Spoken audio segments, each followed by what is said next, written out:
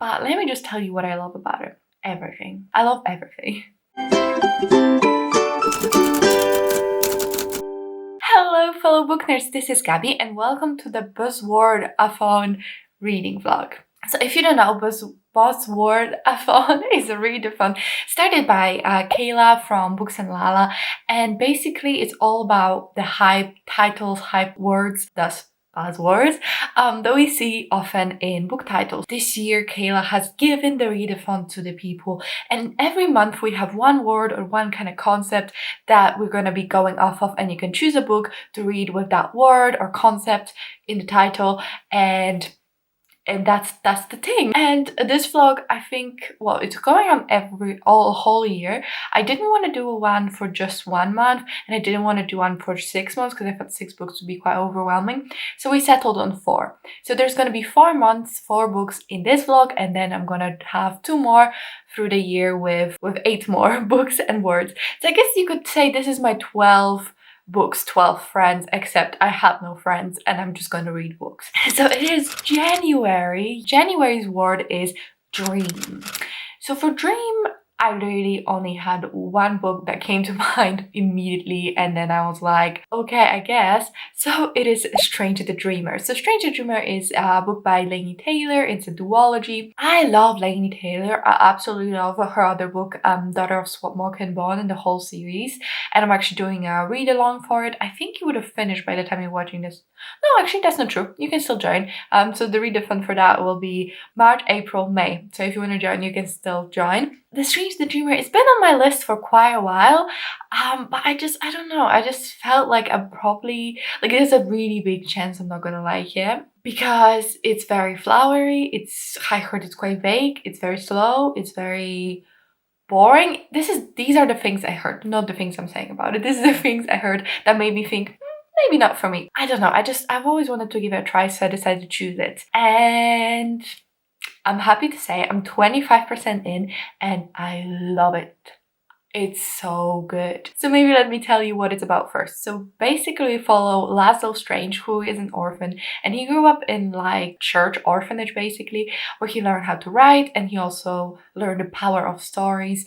And when he gets older, he becomes a librarian. And in this world, there was this story about a lost city of Weep, which is this golden city full of like opulence, you know, kind of like Atlantis. But one day it just went completely disappeared, missing. No one knows what it is, and its name as well wasn't Weep, but its name was like plucked from people's heads, and all they could say when they think about it was Weep. Laszlo is just absolutely fascinated, obsessed with this. He has written like volumes about it because he's done all this research and wrote these books, and his dream is to go see the city of Weep and find out kind of what happened, like just uncover the mysteries, you know.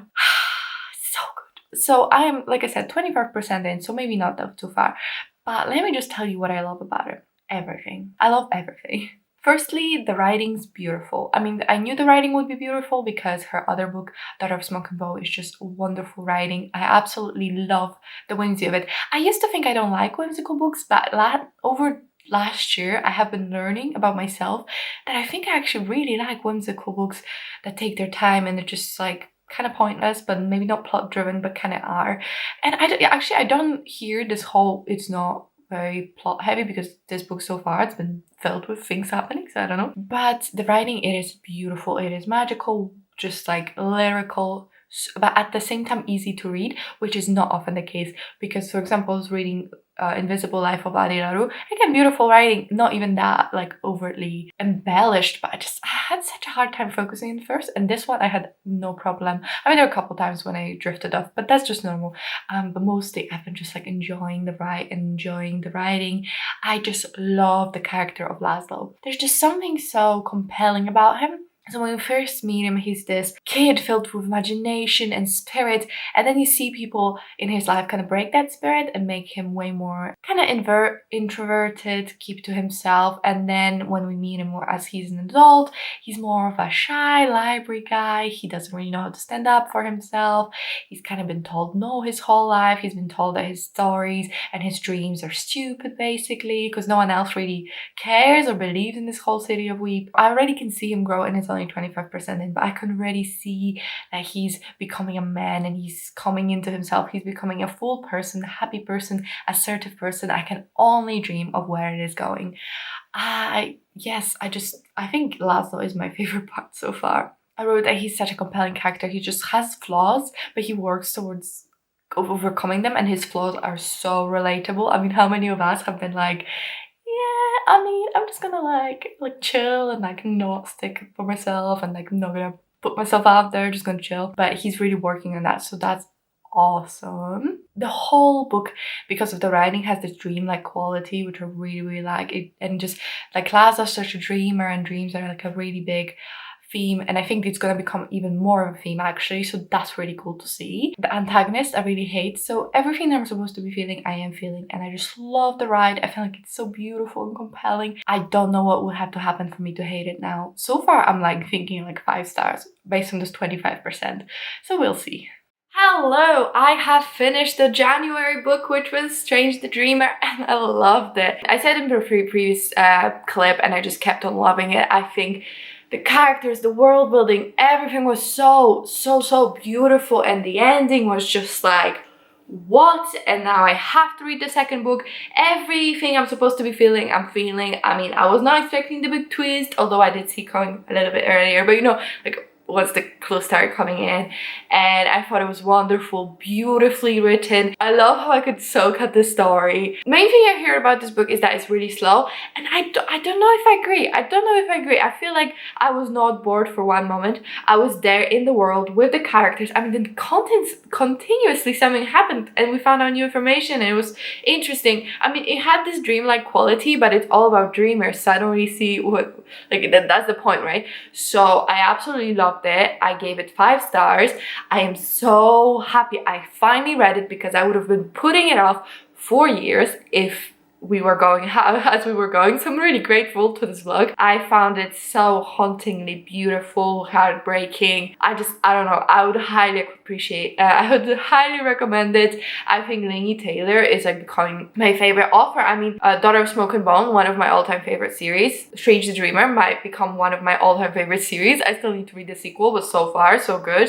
Like I'm out of words. It was so good. I don't know how to tell you what I liked about it. Is just the dreamlike quality, the beautiful writing, the complex characters that were so well developed that I really understood what they were about. All of it I found beautiful. The ending, again, super intrigued where it is going. It was so good. Really good. You need to read Strange the Dreamer. I cannot wait for the Mute of Nightmares, and I need Laini Taylor to write more books, because she wrote this book like years ago, and now she's working on some adult title, but we don't know what it is. She needs to finish it so I can read it and be happy again. So, you know, there's that. But anyway, thank you for reading. Oh my god, what did I just do? Thank you for watching. Okay, bye! Hello, it is February, and in February the theme is a color. So I decided to pick up The Kingdom of Copper by S.A. Chakrabarty. And copper is a color. I had to Google it, but it is. I wasn't wrong. And The Kingdom of Copper is the second book in the City of Brass. I think it's called the Devabad trilogy, but City of Brass being the first book. And in the first book, we follow our main character, who's kind of a scoundrel. She's basically scams rich people, telling them they have some rare diseases and she can fix them. And she does have some healing powers, so this is set in, not ancient, but like historical Egypt. During one of her scams, she summons a genie by mistake, and this genie takes her to the city of Devabad, which is the city of genies, because it turns out our main character actually is half genie herself, and she has some powers, does the healing, but she's not safe out in the world because she's being haunted by these Ifriti creatures. So the first book I loved so much. I have a whole reading vlog where I read the first book, and I did really love it. So I was really excited for the sequel. I must say, I only read the first book, what, like 2 months ago? I did not remember anything. I started reading this book and I had to double check that I didn't pick up the third book because of how confused I was. So that's just a testament to my really bad memory.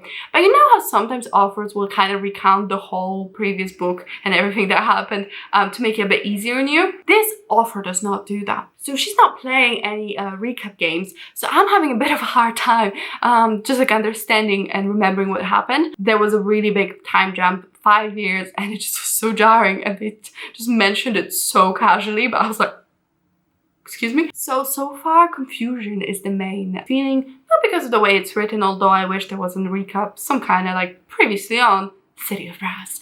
You know, one of those bad boys, because I don't really remember anything. Anyway, I am having a good time so far, but like I said, I just wanted to document this initial feeling of utter confusion. So I'm about 50% into Kingdom of Copper. I didn't really check in before now because it feels like nothing happened, so I don't really know what to talk about. But it's the kind of nothing happened that's not entirely bad, but it's not entirely good either. This book really delves more into the politics of things, but when I heard politics of things, I thought it'd be more like, ooh, these machinations, and it kinda is, but it kinda isn't. At least to my mind. Like, I don't know, it's a bit less exciting political machinations than I expected.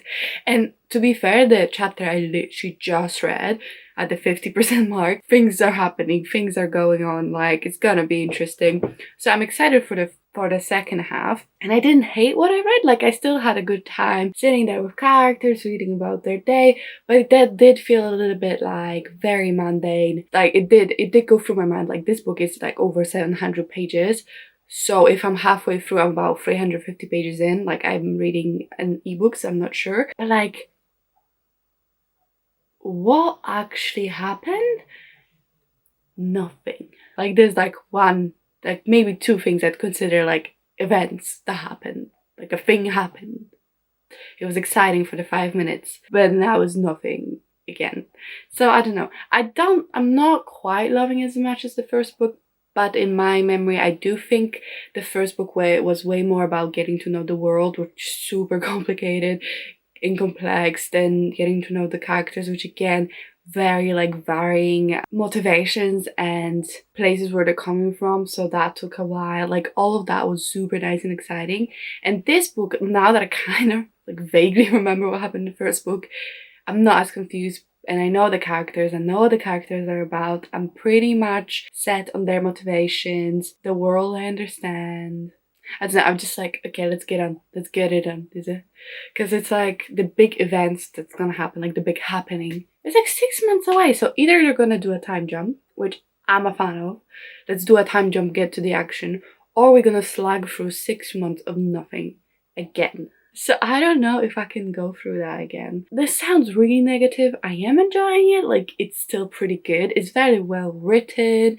I enjoy the characters interacting with each other. Like I said, because I have such a good grasp on the main cast now, it feels really interesting to see them go at it.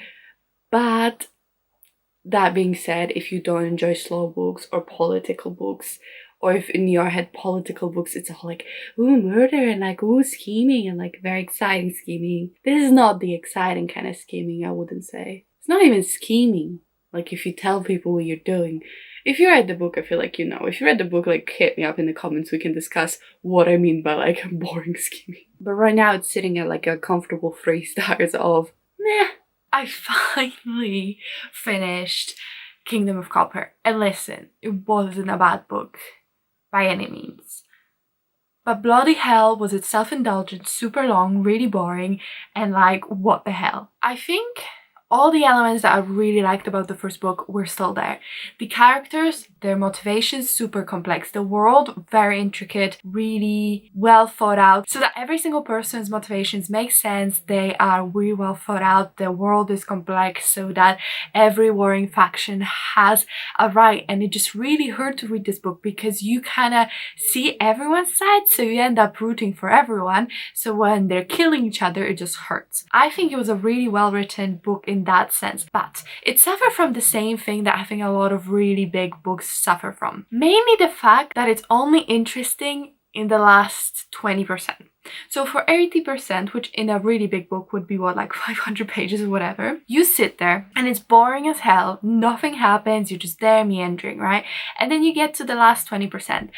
Or 15% in this book's case, and it's so interesting and you just can't put it down, and it's just so good. It just hit after hit after hit after hit. So that really colors your perception of the book, because I just finished this book, right, and I could not put it down for the last however many pages, about 15%. I was just like, yes, yes, yes, this is gold, this is so good, I'm so invested, I'm so interested, let's keep this going. So I was like, yes, yes, and I finished the book. I was like, oh my god, this book is amazing, 4 stars. But honestly, can I say this book was 4 stars when I had to get an audiobook to read it? I was like, oh my god, this is so boring, nothing happens, and the book is just so long unnecessarily. I have nothing against big books if every single page there has a purpose, building to something, is interesting, and you spurst out the action throughout the book so that I'm still interested throughout the book. But if only something interesting, really interesting happens at the end, then I just sat for 500, 600 pages for like nothing to get this like momentary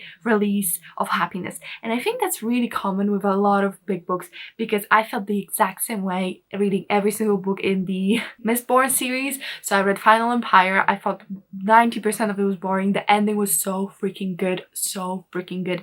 Then the same thing happened with the second book. Such a good ending, such a boring book overall. I just read A Court of Silver Frames with Sarah J. Maas.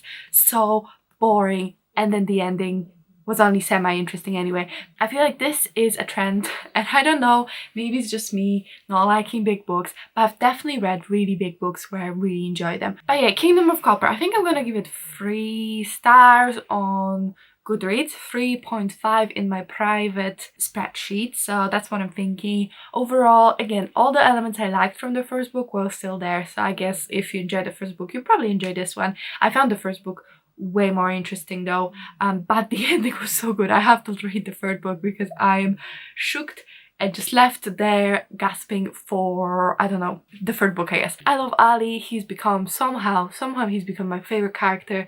Mutandir, he really, really grew on me, but boy, is that boy a prick. Hello to March. So it is March and the theme for this month is time, I think.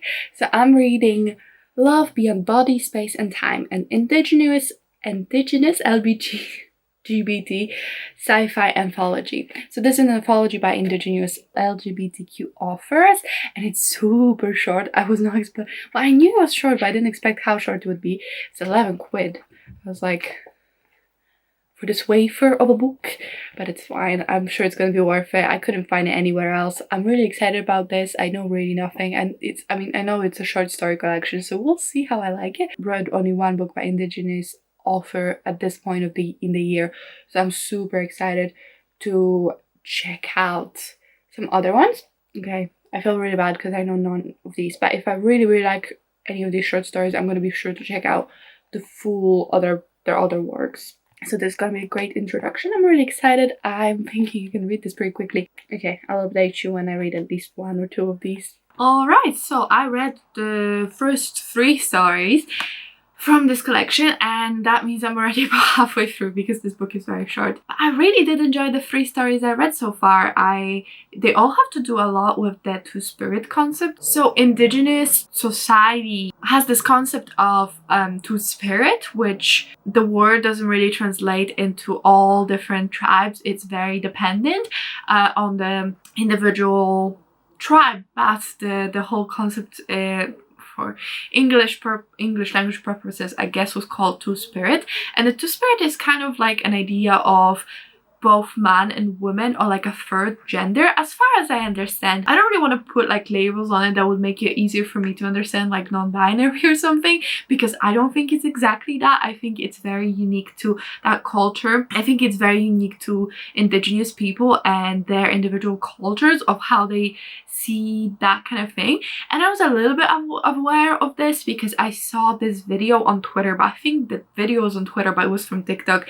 I don't really remember, and I don't remember exactly, but I think it was from indigenous Hawaii people. It was a TikTok basically saying that in their culture, the idea of a third gender was very common, and these people used to be like healers and very highly respected in society, and it was actually colonizers that came and kind of stripped away that part of culture and of understanding of gender, and they were like forced upon the two genders, and it was all in order to suppress the original indigenous culture. And I knew that was a concept, and I think this is kind of further in that realm, but I'm not very well versed in it to like speak with any kind of authority. But I think it's an interesting concept that I kind of been like trying to Google, and there was also like a forward kind of explaining it, and I think it means a little bit of different thing in every story, but there's been a lot of characters who are genderqueer and do not neatly fall into the woman versus men gender category, and they have been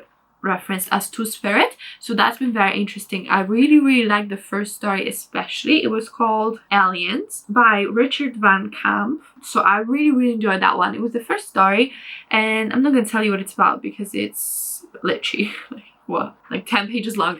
But the first story I really enjoyed, especially the writing style. It was very bizarre because the writing style was of an auntie saying a story that happened to her niece, and it was like, and he said, and she said, and he said, and she said, and at first I was like, that's weird, but then it kind of grew on me, and I really enjoyed the story, and I felt super invested, like my auntie was telling me a story. So I really enjoyed that, and so far it's been very interesting to see the relationships portrayed in this. They're all been kind of sci-fi so far, especially the first one had aliens. Not all of them have very defined like the supernatural elements. The first one had aliens, and then it was a bit vague. But yeah, so far I'm enjoying it. I think it's talking about a lot of interesting topics which I'm not well educated on at all, but I am ready to learn. Okay, I finished Love Beyond Body, Space and Time. I must say it was a really good time. Almost all of the stories were really interesting, really kept me engaged.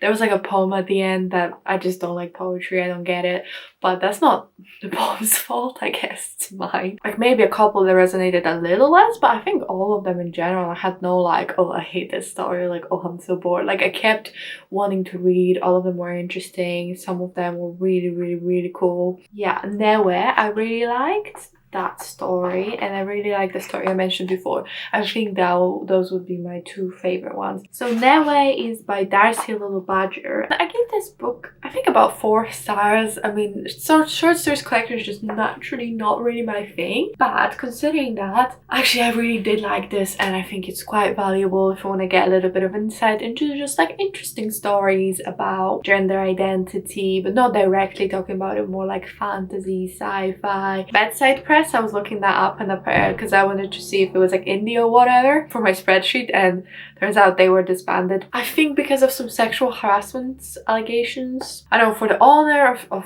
whatever, or whoever was in charge, I don't know. So that was upsetting to learn, and I was a bit annoyed that I gave them money, but hopefully they're not the ones getting money. Hopefully the authors are getting money. So that was our March done, and actually we're jumping straight into April because I didn't update you in time and it's already 2nd of April. But yeah, actually I am gonna be reading the book that I've chosen for this first out of all the books I'm gonna read this month, because I want to upload this vlog soon, and when you're seeing it, that's when I uploaded it. But the theme for this month is like space, and this could be like having the word space in it, but also like any celestial bodies like moon, sun, stars, all of that would be okay. And I actually had multiple books that I could have chosen for this. I thought about choosing Black Sun, I thought about choosing The Dark and Hollow Star, but actually I ended up choosing Bone Crier's Moon by Catherine Purd. And this is because I've had this book pre-ordered, and then it came, and then I never read it, and I just thought, why not now? It's such a perfect occasion. I just bought it because I love the cover. I just think it's so freaking gorgeous. But I did actually already get almost halfway through it in the 2 days. I'm sorry I didn't update you, but in my defense, it's pretty good, and I just kept reading. So basically, this book is about Bastian, who has this vendetta because his dad was killed when he was a little boy by this woman on a bridge who like blew this flute, and that made the dad be like, what? And he went and they danced together and she killed him. So Bastian's dad's been away from his life and he's had to fend for himself. So that was very upsetting for him. And this woman on the bridge was a bone crier. So bone criers are kind of like farriers of the dead. And actually, in order to be able to ferry the dead, they have to go through this ritual of killing their first, like, true love, their soulmate. And if they kill their soulmate, they prove their like devotion to the cause and they're able to ferry the dead. Our two other main characters are Sabine and Elise. Are Sabine and Elise, and there are two very good friends, and they're both young bone criers, or like they want to be at least, because they still have to kill their soulmates to go through with the ceremony. So Elise is the more like daring friend. She has like 3 bone graces, which means that she killed 3 animals, and if she takes their bone, she took their bones, and the bones give her graces, which is kind of like the powers of the animal. So for example, she kills like a hawk, and then you can see far and you have more strength and that kind of thing.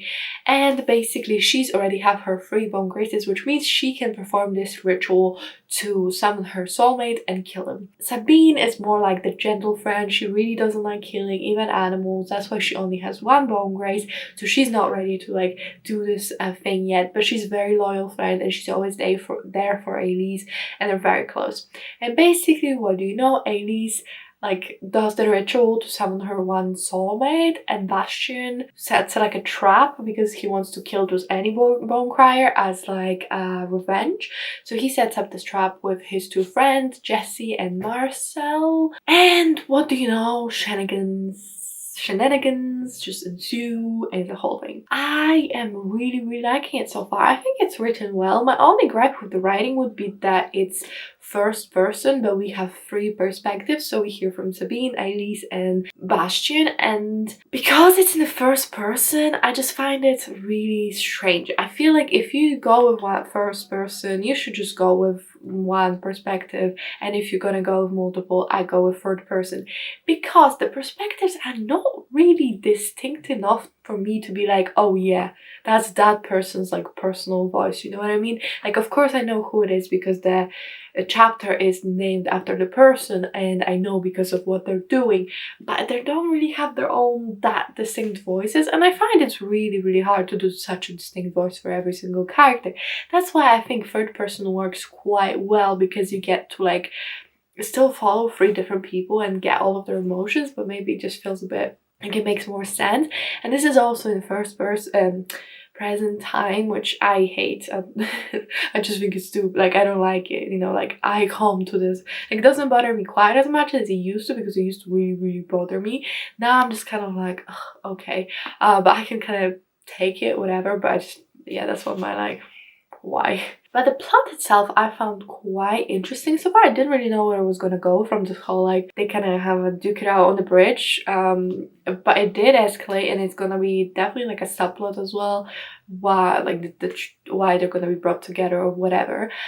So far I'm liking it. I really do like Sabine. Actually, I was kind of thinking she's gonna be like the main character, so because they didn't really properly like describe the girls, at least I wasn't paying attention. I didn't realize this was Elise, so I thought it was Sabine, which was fine. Like, even as secondary character, kind of, she's still kind of the main character, but even as like not the one with the love interest, I really like Sabine, and I really do like a strong female friendship, which is definitely what's happening here. One of my favorite ones, actually, even though we don't get to see them together that much, you can definitely tell they really love each other, and they're really willing to go the distance. So I really like the female friendship in this. I do like Bastian. I think he makes sense. Like, he's very bitter and angry, but like his one goal his whole life was to avenge his father, and to the point where he doesn't even care which one he kills. Like, he doesn't care that he's not killing the same woman that killed his father. Like, he literally just like, any of them will do.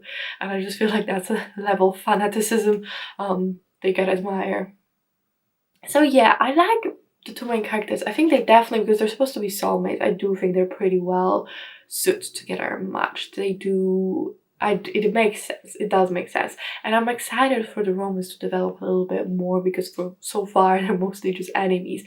but it does get me excited for where we're gonna go. I feel like the lore of the Bone Crier is quite interesting as well. So there's like weird amount of French in this, where like most of it is like of course English, but then there were like, oh, her amour instead of like her lover or like her soulmate, there'd be like her amour or ma famille instead of family. You know, like they use random French words for certain things. Only the Bone Criers, not the normal people. So I don't know, I guess it's because they're like some deeply steeped French tradition, but that doesn't really bother me. And they would also even mention like the Madame Blanche, which is like I think it's a part of mythology. I don't really know Madame Blanche that well. It says that it's the Bone Criers are the Madame Blanches because they wear white dresses. I don't know. I do quite like the lore in here, and especially I really like there's this other character called Marcel, and him and his sister Jessie are friends with Bastian, and Marcel and their father also died because of Bone Crier, and Marcel is like that dorky friend that does research, and he has like books full of mythology about Bone Criers, and I found that really cool, and I think he has a very cool place in the story. Obviously he's supposed to be cute, one that you can attach to and grow to like, but I do find him quite a nice addition that makes sense. Fan of Marcel. I hate Jess. Is her name Jess or is it something else? Jules, sorry, okay, her name's not Jess, her name's Jules. So I don't like her. She had a thing with Bastian, and clearly she has like a bone to pick because of that, and I don't know, I don't particularly vibe with her, although she did really grow on me in the chapter that we just had, and it wasn't like a big thing, it was a small thing, but she did grow on me because she showed some like compassion. We'll see. Hello, I didn't finish it yet, but I am 318 pages into the Bone Crier's Moon, so good chunk. There's only a bit left. Maybe I'll finish it today, and I still really like it. I think it took a turn that I didn't expect. I thought there was a mystery, and I thought I knew what was happening. Apparently I didn't. Although the answer that ended up happening was way more obvious, or like way more, maybe you could have thought about that than the answer that I had, which seemed so like out of the left field, which is probably why it wasn't the one. Like I said, I'm really enjoying it. I really like the chemistry between Bastian and Elise, because they're definitely like developing a relationship right now, and I like that. I am kind of getting on board with the romance, which always improves my enjoyment of the book. I do think they're cute, and like it kind of makes sense because it's kind of like we're destined for each other, we made for each other, but at the same time their personalities mesh very well and it all makes sense. I hate Jules. I don't like how she's so obviously so freaking jealous. Like none of her actions would have probably taken place unless she was just plain old jealous, even though he was like, I don't want to be with you, leave me alone, and she was like, maybe. He still has a maybe in his head as well, but that's not the point. I really like Sabine and her story and how her arc is going. I think she's really getting guts and really progressing, so I'm really enjoying it. Like, I really like it. I don't have that much more to say, but I am really enjoying it, and it's steered into maybe a 4-star category right now. Alright, I finished Bone Crier's Moon, and I must say, I kept enjoying it. I think it's a pretty good book. I give it 4 stars. It's maybe not perfect. I really wanted a little bit more of two characters together, but their path kind of diverged. I was pretty surprised at what happened, and I'm really curious where it's gonna go. I was pretty pleasantly surprised because although I bought it because obviously I thought it would be good, then I kept hearing like so-so reviews and no one really loved it. Even if they didn't hate it, they didn't love it.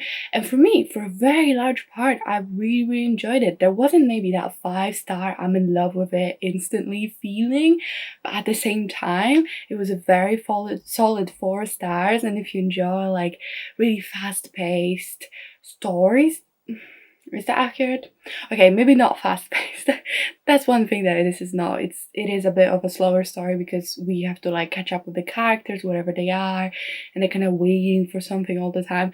So okay, it's not a super fast story, but if you enjoy like discovering characters together and like a nice, not overly complicated but complex lore and maybe like a medieval setting, I think you enjoyed this book.